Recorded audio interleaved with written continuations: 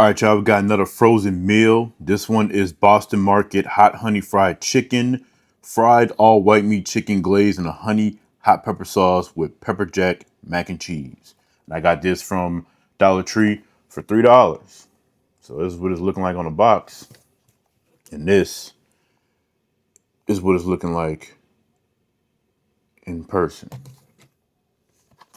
So yeah, it was one of the things I found. I love hot honey, like the flavor, and I like it on pizza, chicken, things like that. I love mac and cheese. Pepper jack is one of my favorite cheeses, so why not? So for $3, I'm not expecting too much. And I put this in the microwave because I wasn't about to wait damn near an hour to cook it in the oven. Put that in your mouth.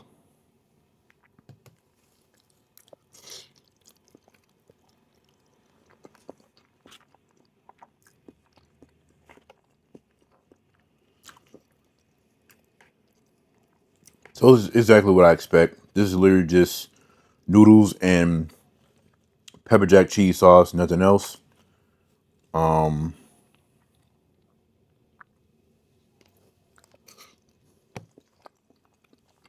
don't know what kind of noodles that is.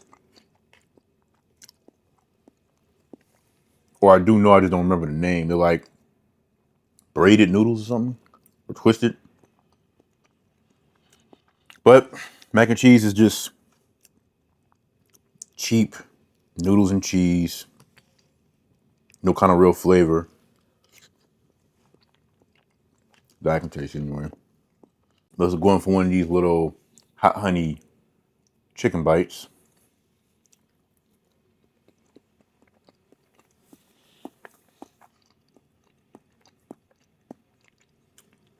Now, I definitely get a solid hot honey flavor from this right off the bat.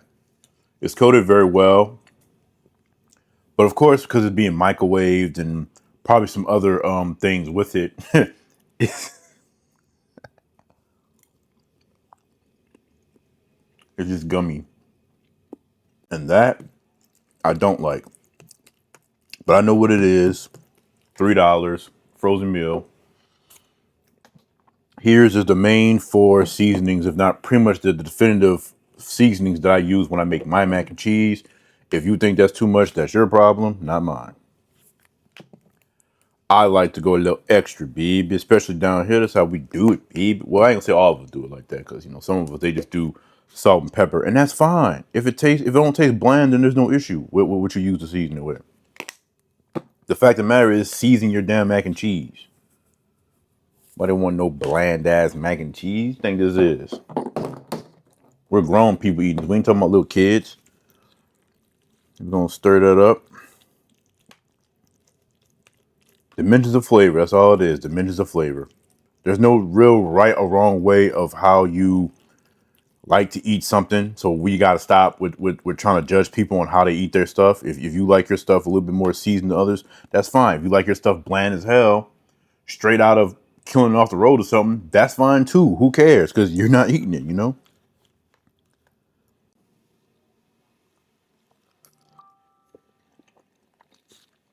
Much better. It's still $3 mac and cheese, so hey, but the season does help it a little bit.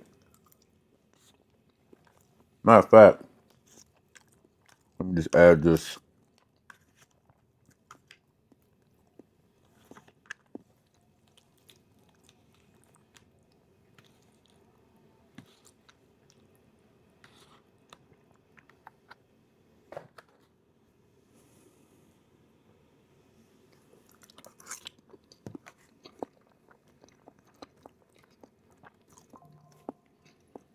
There's not enough of the chicken, and these are very small, bite-sized little pieces.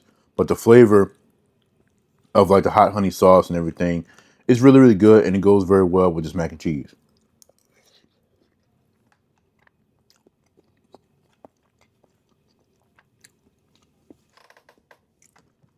So I give this a 6 out of 10. It's good for what it is, but I wouldn't bother really getting stuff like this anyway. But there are definitely good frozen meals out there that cost more and everything, and the ingredients and stuff is better, but then you have the cheaper end. This is just something cheap you can eat at work or something for lunch or something.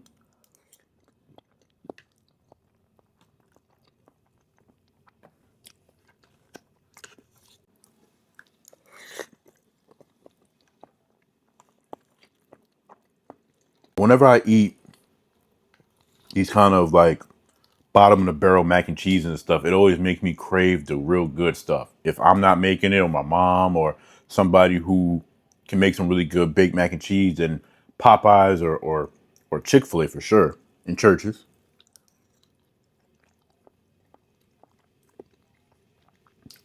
Now I've said this a few times before about churches. Like before Popeyes came in the game and just dominated with a fast food little quick baked mac and cheese, churches had the best one from what I remember.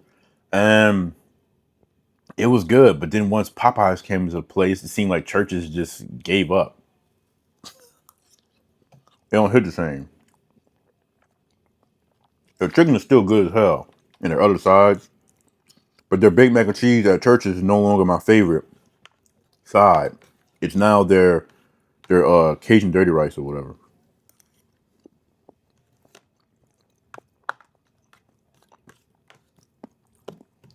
But Popeyes and Chick-fil-A, that's some damn good mac and cheese.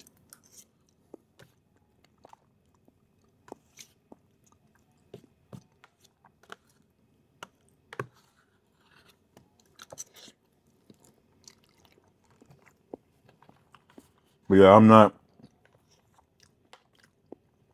a fan of the microwave meals. The quickness of it, the convenience of it is obviously like A+, but the flavor and enjoyability of eating it is just, and I'd rather spend a little extra and take a little bit more time to cook it where it'll taste better. But I doubt for $3, even cooking this in the oven would have made a difference, but you never know. You never know. But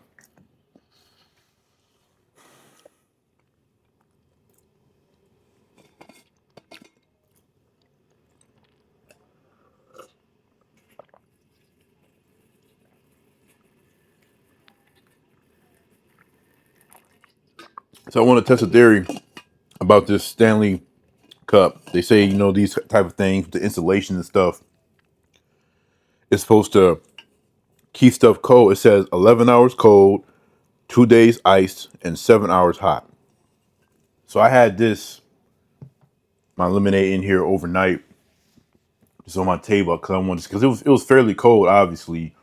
Not ice cold, so maybe they're saying over ice, maybe.